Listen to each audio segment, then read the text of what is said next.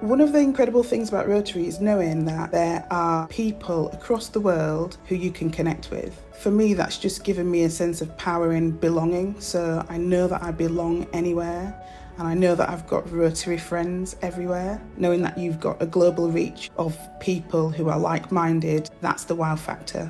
Rotary is one of the most powerful international organizations that a young person can be involved in. It's one of the world's largest humanitarian organizations, has a membership of around 1.2 million members. It's located in over 200 countries and geographical regions. Pretty much any country you can think of, there'll be a Rotary Club there doing work in the local community, as well as connecting to each other across the globe, working together to make the world itself much better. As Rotarians, being able to do things like start projects that have global impact. And I always talk to people about End Polio Now, because we wouldn't be where we are today in terms of polio in this world without Rotarians starting a project. For me, that's the power in everything that we do. You have this incredible organization, this incredible network at your disposal where you can learn from, engage with, run things through the organization. Rotary has 7 focus areas where it focuses its energy and its time. Those key areas are disease, prevention and treatment, peace and conflict resolution, water and sanitation, maternal and child health, basic education and literacy, and economic and community development. And then this year, a new key area was added, which is the environment. Rotary has changed my life because it's enabled me to help more communities and more people. Rotary is relevant in our own backyards and it's relevant right across the world. I think the way that we're working now as Rotarians and Rotary clubs is really changing, not just because we're in the middle of a pandemic, but because we're really thinking more about how we bring people into Rotary and let people know that Rotary is for them. It's a great way, first of all, to meet people, but also to do good work in your community. It doesn't matter who you are, if you have got a heart and mind for giving and helping communities and working with people, yes, Rotary is for you. That's what Rotary is, so yes, it's for everybody.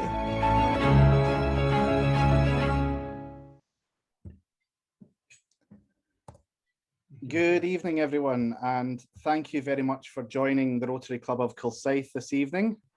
I hope you managed to get a little chat and a little bit of fellowship with some fellow Rotarians and guests in the breakout rooms. I'd now like to welcome our President, Richard Truesdale, to begin the meeting. Richard. Okay, thank you. Always like to ring the bell. So, hello, good evening, and welcome to the Rotary Club of Kilsyth. For those of you who are not familiar with Kilsyth, it's a town roughly about halfway between Glasgow and Stirling in Scotland. It's got a population of around 10,000, and the town is most famous for the Battle of Kilsyth, is known for the manufacture of blackboards, the game of curling, and the use of the diving minnow and fishing. It is also a renowned tradition of the pipes and drums going around the town in the early hours of Hogmanay. It has been said that this is to drive away evil spirits, and I can confirm that any spirits in the vicinity of the pipe band members have been seen to quickly disappear. So welcome to you all, and I hope you enjoy your evening with us in Kilsyth. And I have the pleasure of passing over to Lorna Crawford, who's one of our first female presidents, to give the introduction to Sylvia Whitlock. Lorna. Thank you. Take it I'm not mute anymore. No, I'm not. I'm delighted that due to modern technology, we're able to have Sylvia Whitlock as our speaker this evening. Sylvia was the first female president of a Rotary Club in the world. I've had the pleasure of hearing Sylvia speak before on the Together Talks, and I found her story inspirational. As a member of a club where 44% of our members are female, I was actually surprised to find that as recently as the 1980s, women were unable to join Rotary. Having said that, we're now in the 21st century, and there are still a small number of clubs who don't invite women to join. And let's hear Sylvia's story. It gives me great pleasure to hand over to Sylvia, who will tell us of her journey in Rotary.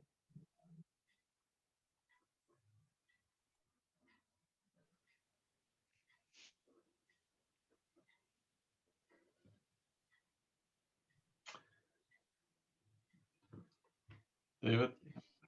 Okay, sorry, bear with me 1 second. Sylvia, I think we've got you on mute.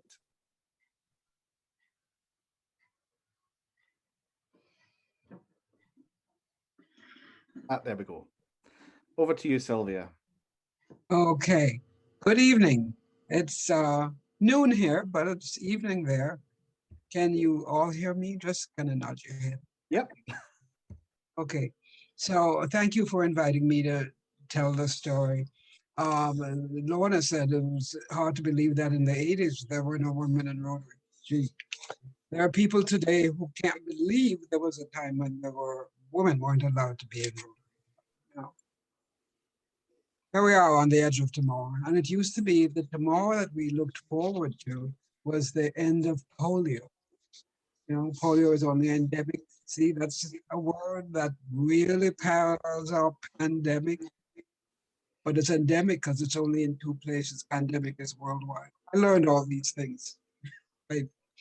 But it's only endemic in 2 places, Afghanistan and Pakistan, and there are wars in those places. There are things that really get in the way. But that used to be the tomorrow that we looked forward to. Tomorrow we're looking forward to the end of the coronavirus. When everybody gets vaccinated and we have herd immunity or whatever it is they call it, until the next virus comes along. However, it's also looking forward to, hey, we've passed the silver anniversary of women in Rotary. It's 30-something years now that women have been in Rotary. And many people who weren't here when all of that was going down have a hard time believing that there was a time when women couldn't be in Rotary. I knew about it because I was working in a school district as a school principal. And I was interested in how the community was faring, because when you're working with students, you're interested in the homes they come from. You need to know what students need. And so I went to my boss, the superintendent of schools, to ask him about the community. And he said, you don't need to worry about this community because we have a Rotary Club here in this community and we take care of it. Well, Rotary, what I knew about Rotary then, I had never heard about it before. What I knew about Rotary then could have been written on loosely on the head of a pin. I knew about Kiwanis. You guys know about Kiwanis? You know what Kiwanis means? It means waiting to get into Rotary. Well, I'm kidding. But that's what a Kiwanian person told me. But I also knew about elks, and somebody mentioned Sir Optimus in the chat today, and I knew about lions and so on. Elks wear those nice pretty hats, and I lived in New York City for a while. I worked for the United Nations, so walking down 42nd Street, any day you would run into elks up and down the street. And lions clubs take care of eyeglasses for students in school, and I was a school principal, so I knew about lions. But I literally had never heard about Rotary. But I knew that my school district was in a hassle with Rotary. I'll tell you a little bit about what went down in that district. So Dick Key was the superintendent of schools. He was the president of the Rotary Club. And he said to me when he told me about Rotary, we're going to invite you to join Rotary. The problem was Rotary didn't have women. There were no women in Rotary. So Dick went to the district governor and he said, you know,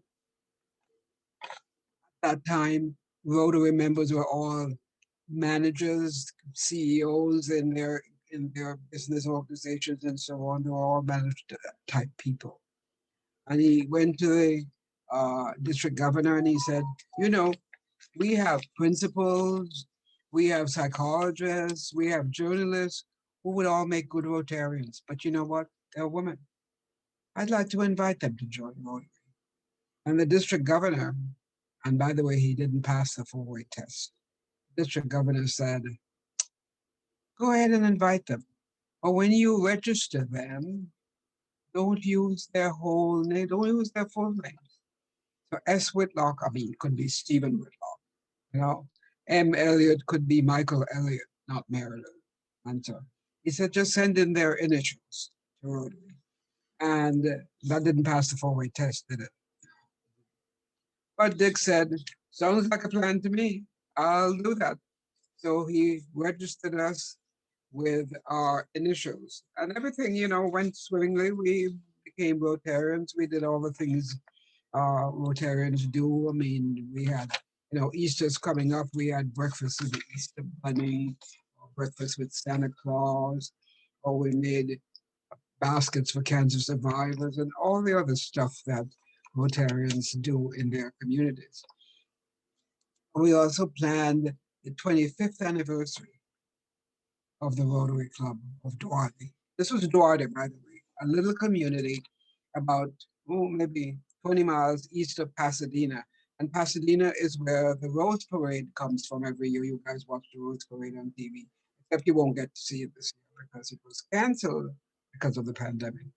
But we're about 10 miles east of 10, 20 miles east of Pasadena, about 20 miles east of Los Angeles. Okay, small community. The largest businesses in the community were the school district and a very well-known hospital, the City of Hope Cancer Hospital in Duarte. So 25th anniversary party coming up. And what Rotary does usually when you're celebrating is they send representatives to help you celebrate. And so they came to Duarte to help us celebrate. And of course, during the party, the Rotarians were introduced. And guess what? There are some women there. And the representatives from Evanston are thinking, we don't have women in Rotary. And somebody said, this club does. Well, there we were. They stayed for the party. They didn't let that stop them. They stayed for the rest of the party. Then they went back to Evanston. And immediately, almost by return mail, we got a notice that said, it gave us a marching order. It said there are 3 things you need to do. Number 1, there are no women in Rotary. So you need to be aware of that. There are no women in Rotary. Number 2, the women need to be asked to leave. Number 3, if they don't leave, you need to stop calling yourself a Rotary Club. Well, we thought, what can we do? Maybe we can appeal to the board of directors. So we tried to appeal to the board of directors. But we were told only real Rotary clubs can appeal to the board of directors. So we couldn't, not if there were women in the club. So we thought, okay, maybe we can appeal to the Council on Legislation. They make the laws. And you can talk to the Council on Legislation. You don't have to be a Rotary club. The council was meeting that year in Tokyo, and we filed notice that we wanted to appeal. But when the issue came up at the Council on Legislation, it was not whether women should be admitted as members in Rotary. The issue was whether the Rotary Club of Duarte had violated Rotary bylaws by inviting women. Hey, of course we had. And so the vote, which turned out to be a vote against women, was 1,000 to 34. There were actually 34 people who didn't care what the issue said. They wanted women in Rotary. And you know, I met one of those persons when the convention was in Calgary, up in Canada. I was on a train riding into the convention center, and I was sitting across from a man and his wife, and they were tagged. And you know how you read people's tags when you're at a convention, you want to know where they're from. And so I was reading theirs, they were reading mine, and the gentleman said, are you from the club that invited women into Rotary? And I said, yeah, I am. And I'm tickled pink now because I'm going to the convention. And I said, yes, I am. And he said, I was at the convention in Tokyo, and I voted for women in Rotary because I always thought they should be there. And his wife, who had been sitting quietly, said, I didn't think so then, and I don't think so now. And I thought, why?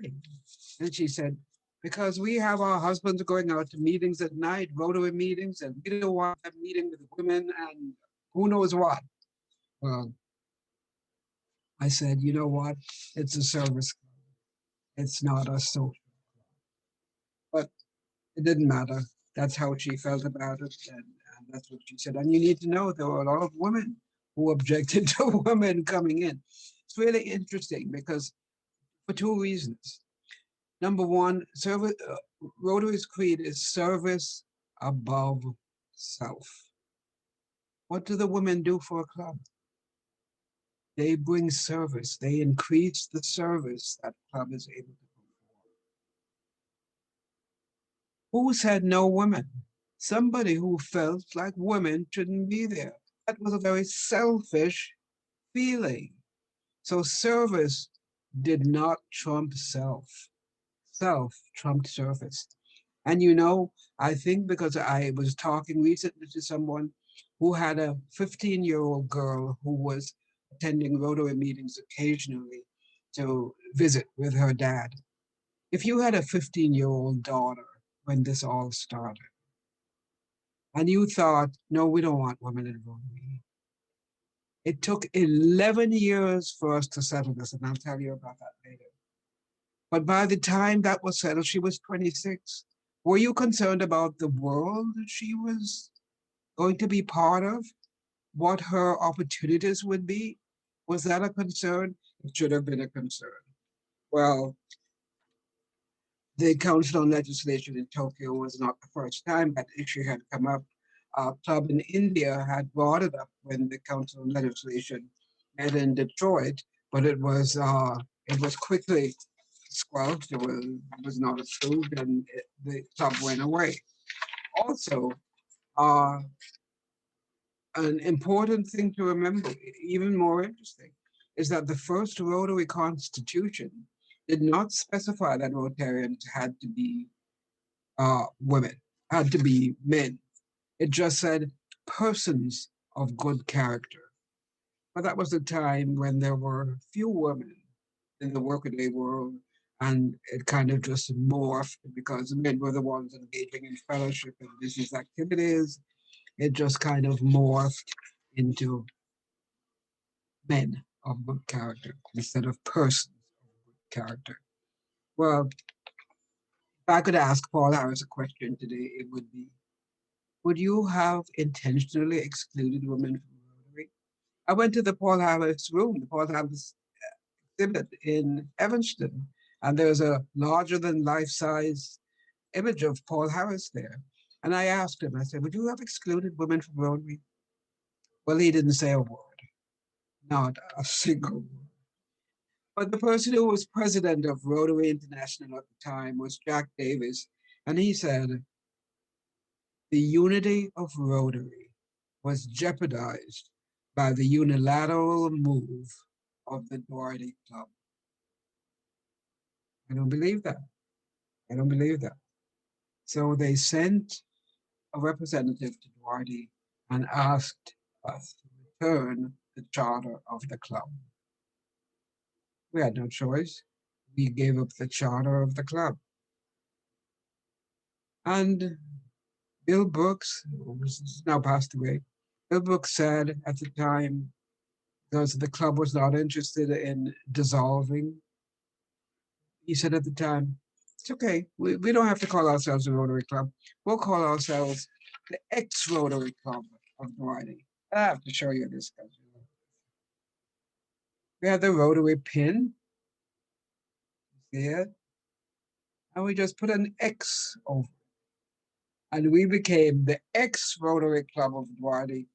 And we were the ex-Rotary Club of Duarte for 11 years. And we did everything that Rotarians did in the community, except we couldn't do international projects because we didn't have Rotary's blessing, but we did everything else that the Rotarians used to do. We learned well, we knew how to do it. Then a Rotarian attorney from a neighboring club said, you know what, I think we can take this to court. We'll take it to California court. And of course, Rotary petitioned right away.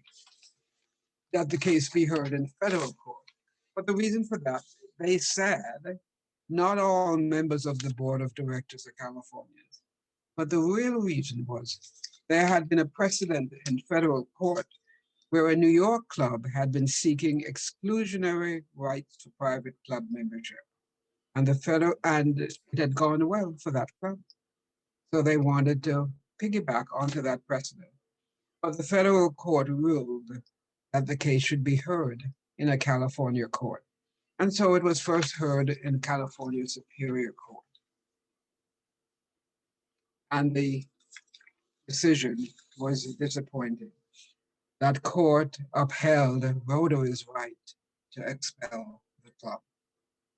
Well, we were busy growing our club. We weren't busy looking at the civil rights aspect of this case, which is what really prevailed. And so our attorney thought, well, now I have to do some work. So he looked around to see what he could use as a basis for appeal. And he found that California, as do a lot of other states, and maybe even some other countries, have laws that ban discrimination in public accommodation. And Rotary was considered a public accommodation because of its classification system. And at that time, 80% of the members had their dues paid by their employers because it was good for business. Well, it was the Unruh Act in California. And so he appealed on the basis of the Unruh Act. And the Superior Court's ruling was immediately reversed. Well, Rotary wasn't going to sit still for this. And they said, we'll appeal to the California Supreme Court. And the California Supreme Court refused to hear the case, which essentially was affirming the decision of the appellate court. But remember, this decision was incumbent only on California Rotary clubs. And so we moved on. How, before women, things moved very slowly in Rotary. This was the year I was coming in as president. And you know what happens. Presidents get invited to attend pets. And the district has hundreds of postcards to be made, to invite people to pets. And so there's going to be a woman. Okay, so we'll just send out one of the old postcards. So I got a postcard telling me where and when pets was going to be, and recommended that I bring my coat and tie because directory pictures would be taken. Well, what are you going to do? Take your coat and tie. So I went to Pets in the Garden Grove. I was the only woman, one woman in that hotel with 290 men. One woman, 290 men. But you know what the nicest thing about that proportion was? When it was time for restroom breaks, what do you think it looked like? Oh my God. Hundreds of men, 290 heading for the restroom, and one woman going to the women's restroom. And you know what? This was 35 years ago. I could just kind of sashay past those men into the women's restroom. I had it all to myself while they waited online to go in. Oh, well. There was not even one female speaker. But I have to tell you, that most of the men were cordial and friendly and interested in what we had done to get us to this point. So at the section on Rotary International, and if you've been to PETS, you know the sections, I heard our incoming governor discuss the case. And he said, Rotary International will appeal to the United States Supreme Court. SCOTUS. I couldn't believe it. I couldn't believe what I was hearing. He said, and we have every reason to believe we will win. He added, and this was a direct reference to the size of our small club, 15 members. He said, it's just the case of the mouse that roared. Why, hey, I couldn't let that go. We have a mouse. And he used to have Rotary icon on his back, the mouse that roared. So I sat down and I took lots of notes. And when I went back to my club, we changed our banner. And here's our banner. ex-Rotary Club of Duarte, the mouse that roared. And that was our banner for 11 years. Excuse me, let me turn that off. Sorry. Okay, so that was our banner for 11 years, and we were the ex-Rotary Club of Duarte. Well, I didn't think that the case would be heard in the Supreme Court. I didn't think they would take it because, again, I was ignoring the civil rights aspect of the case, and I didn't think they were going to take it. But I was so wrong. I was so short-sighted about that. Well, I remember as a school principal learning about the school desegregation cases that went to the Supreme Court, or Roe versus Wade, the abortion case that went to the Supreme Court. But Women in the Service Club, why did I think they wanted to hear this? Well, they did, because they were not smarter than I was. Okay, and they did it because they recognized it. One of the attorneys said they're forcing us to appeal. Well, because they want us to take everybody in just like a motel. Well, our argument was that the ruling violated their First Amendment rights of association, the California ruling. But the Supreme Court did take the case. And on May the 4th, 4 months, record time after they took the case, on May the 4th, 1987, the court found that considering the size, purpose, selectivity, and exclusivity of Rotary's membership, the relationship among the club's members was not of the intimate or private variety that warranted First Amendment protection.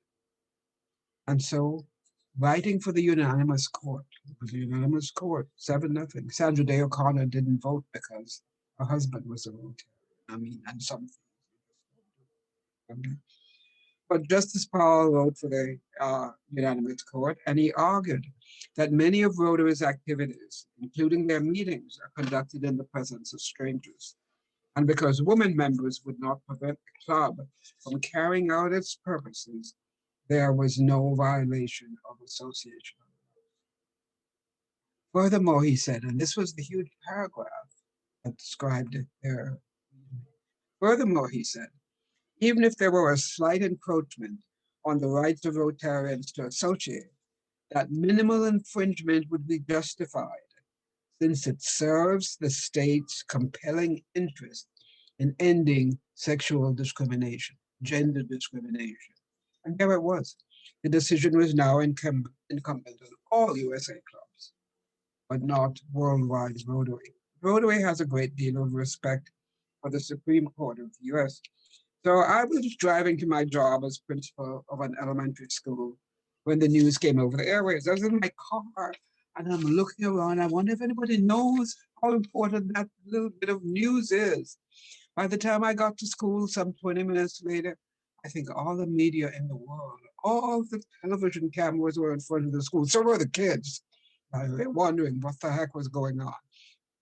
And of course, our superintendent invited Mary Lou and me to go up to the district office so that we could have school. We had to leave school so all the cameras would follow. And they did. They went to the district office and we were interviewed by CBS for the networks, CBS newscaster Warren Olney. And, you know, most of the questions were directed at me because I was the incoming president and they wanted somebody who had some clout in Rotary. So I was asked many questions to which I gave studied and intelligent answers, I thought. But near the end of the interview, in fact, we were already on our feet. I was asked how I got selected to be president. Now you don't ask Rotarians that. You don't ask them. I can't believe I gave the answer I did. The standard response is, oh, I don't know. I must have missed the meeting. And I can't believe to this day that I said that. I said, oh, I don't know. I must have missed the meeting. So that evening, I go home. The story is on the top of the news, the first item on the news. And with about 4 hours of copy, he was there for about 4 hours. What do you think they played first? How did you get selected to be president? Oh, I don't know. I must have missed it. I can't believe it. And I mean, here's the whole world out there saying for 11 years we waited to hear this. Well, I started to learn then of the capriciousness of the media. And I knew that I was going to have to adopt a more serious mode, except when I talked to you guys. So back at the club, we had to move our meeting place because everybody was interested in what this club looked like and what we were doing, just curious. And I learned how to be circumscribed in all the answers that I would give to this case. So, you know, I was incoming president, and our big project then was Polio Plus. This was the beginning of Polio Plus. And the whole world was watching to see what we were going to do. We had some interesting telephone calls, including one that asked if the food were any better now that there were women in Rotary. And I explained that no, we all eat the same rubber chicken. The women aren't cooking. We just go to lunch. Some were less pleasant. I had one that asked, and you will understand it now in the wake of DEI. I had one that asked, now that you have women in Rotary, are you going to get blacks in Rotary? And I said, actually, we killed those two birds with one stone because I'm a black woman. We didn't get a welcome back from Rotary, but we did get a new youth schedule. And of course, in 1989, 2 years later, Frank Devlin, who passed away last year after an impassioned plea, convinced the council and legislature to accept women into Rotary. But it was not until April 2004, some 17 years later, that the Rotarian printed any articles about women in Rotary, and then I was the centerfold when I was fully told. Black turtleneck was what I was advised to wear by the photographer. Rotary has removed, finally, the last vestiges of sexist language so that now they profit most who serve the best. And even more new, a club may not be chartered unless its membership is open, operative word is open to both men and women. There are still clubs that have no women and will not accept it. And I was listening to Barry Rassin talk the other day, and he's not sure what they're going to do. Our charter was removed because we took women. Charter should be removed if they say no to women. A lot of those clubs say they can't find capable Rotarian type women. Well, whatever. This didn't start as a woman's issue, but as a simple attempt to recruit more members into Rotary. And how successful has that been? You have a good percentage of women in your club. In the world, the percentage is just maybe a little over 27, 28%. In the United States, it's a little over maybe 32%. So there's still a lot of work that can be done, and women can work successfully with men. They have, for more than 30 years. So this was the beginning of my journey through the humanitarian organization that is Rotary.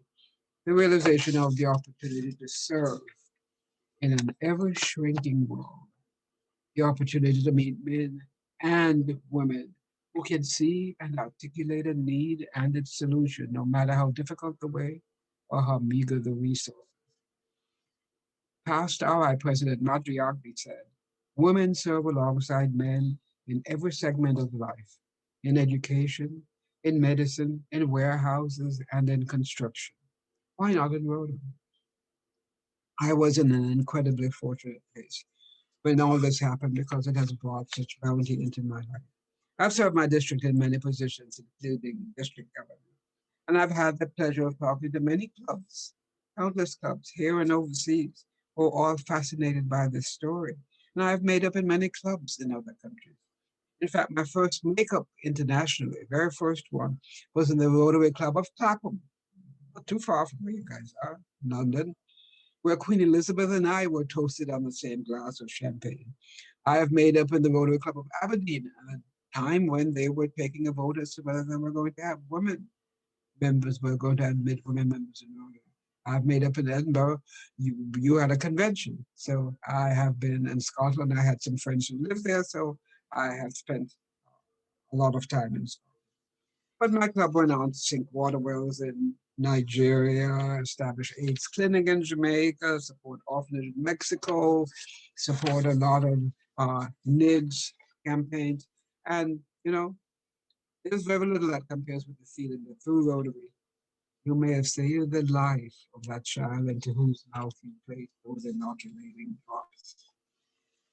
And, contributed to the eradication of a dread disease. When polio is eradicated, it will only have been the second dread disease, the first one being smallpox. So I remember when polio was present everywhere, when the swimming pools in New York City were closed because there was polio. But, with the help of the Bill and Melinda Gates Foundation, WHO, UNICEF, CDC, and all of those, we're working on it. And it will go. I probably was taught pretty much by my grandmother, who never heard of service about self, but she believed that helping other people was the way to go. Our goal is peace through service, service above self.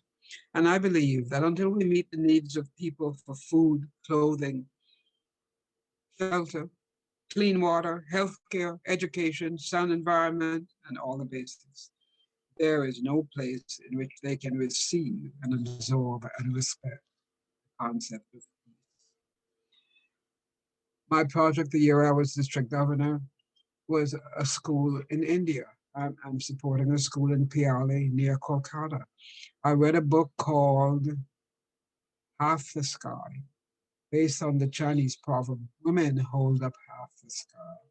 And if you're like me, you probably listened to a lot of programs this past week about the empowerment of women, and you understand what's going on.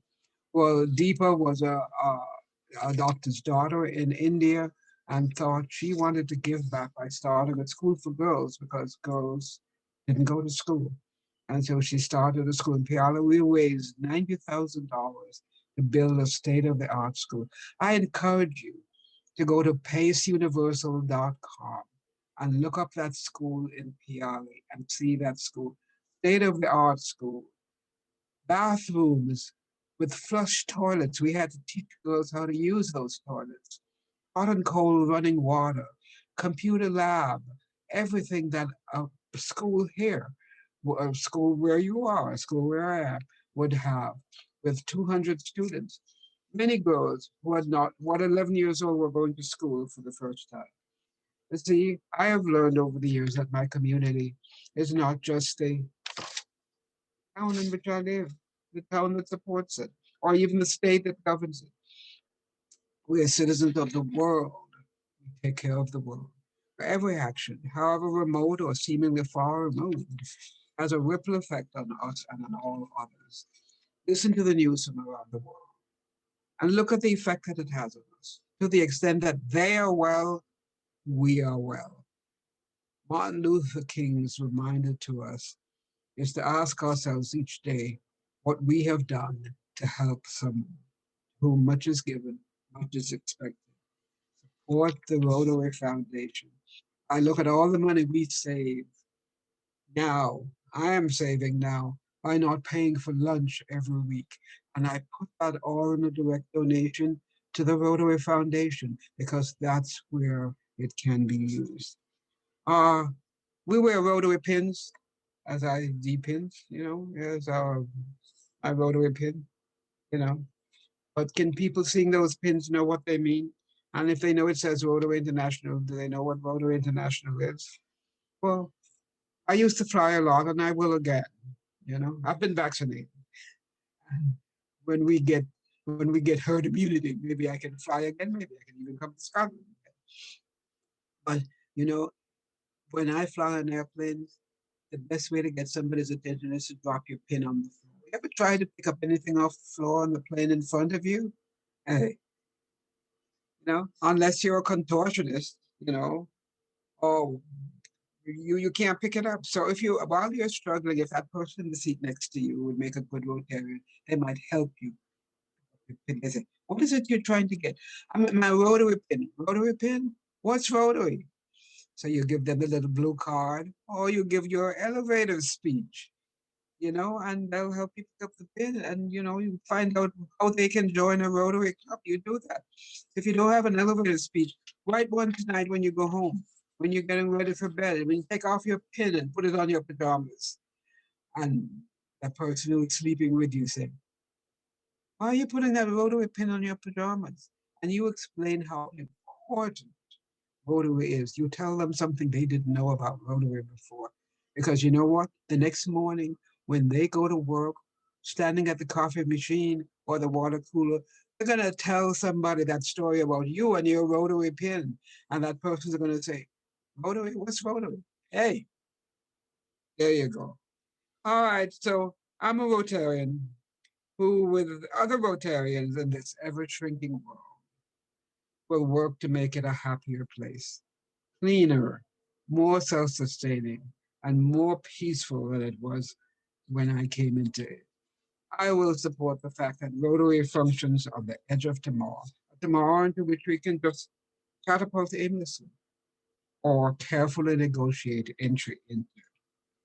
And just as the time was right in the 70s for women to be included in service clubs, so it's right now for us to focus on young people, young folks, new generations, with all their energy and zeal, fine men and women of character, who in service above self will know that they profit most, who serve the best, and they will wholeheartedly engage Rotary and change lives.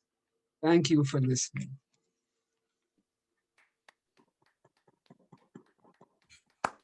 Be happy to answer any questions you may have. A lot of people, and I'll ask this one just a lot of people ask if we ever thought about giving up during the 11 years we were fighting to have women admitted to Rotary. I mean, Rotarians don't give up.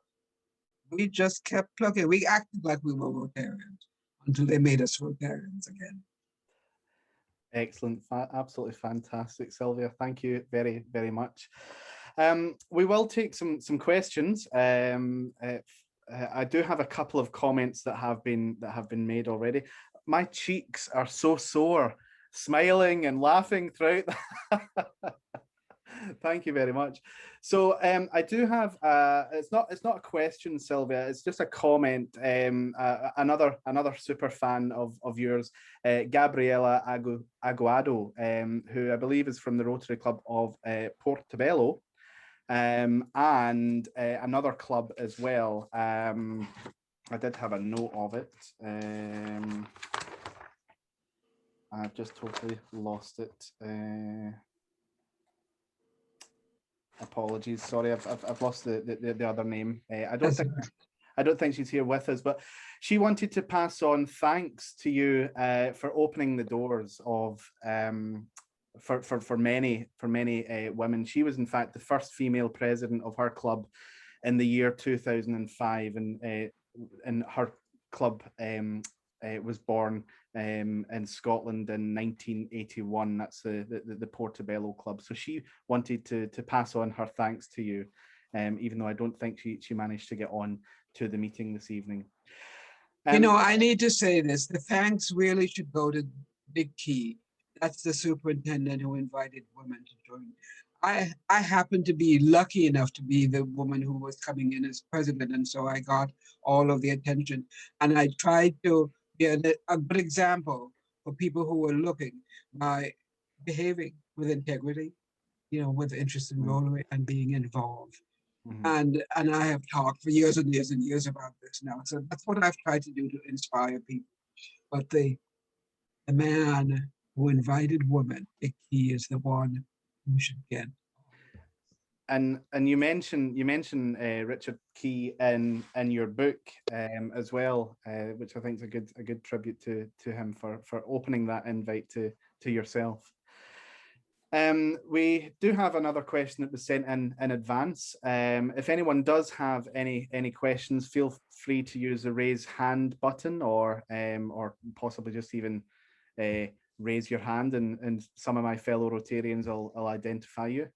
But our district secretary, District 1020, our secretary Ian Starkey sent in a question. He asks, now that women are welcomed into most, sadly still not all, Rotary clubs, do you think that Inner Wheel should still have a place in the Rotary family, or should its members be encouraged to join Rotary to swell our numbers and increase its diversity?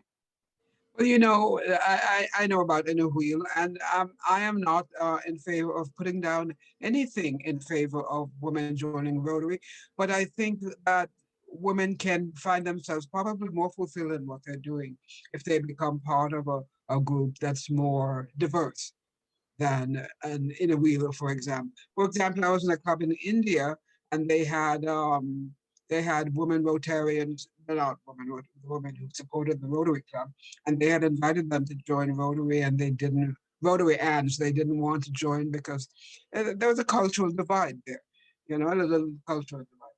And they asked me to talk with them, and I talked with that group the night that I was there. I was in Calcutta, and they joined the Rotary Club that night, and now they're full-fledged Rotarians doing just what they had to hear from somebody else who had been there, who said, "Hey, it's okay, you can do it."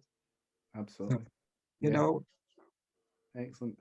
So we also have a question here. Someone's got their hand raised. Is it Charlotte from the Rotaract Club in Edinburgh? Yes. Yes. Hello. Hi, Charlotte. Hi. Question.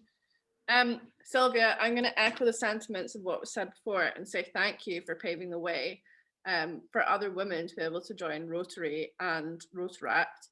I thought it was really interesting that you said your colleague was the one that introduced you to Rotary.